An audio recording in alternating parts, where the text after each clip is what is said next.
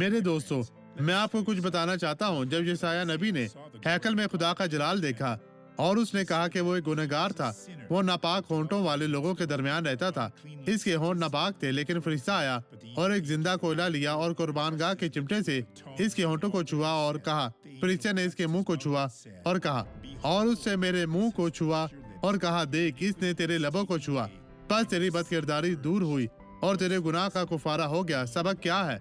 यहाँ आपको खुदा की हजूरी में होते हैं और ईमान का पैगाम आप वसूल करते हैं। ईमान रखें और खुदावंद आपको बरकत दे।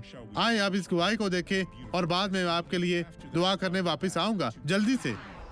जब मैं बच्चा था तो मुझे पोलियोमाइलाइटिस था।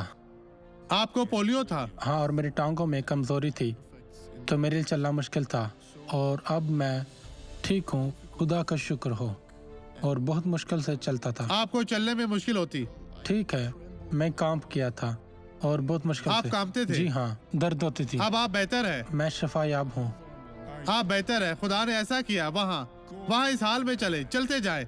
आप कैसे चल रहे थे, मुझे दिखाएं। इस तरह आप सीधे हो जाए और मामूल के मुताबिक चले। वो बेहतर हो रहा है अजीजों, वो बेहतर हो गया है। खुदा ने 100% ईमान के मुताबिक काम किया है। खुदावंद आपके साथ है। अब मैं आपके लिए दुआ करूंगा। बाप, इन लोगों की बदकारी दूर हो गई है।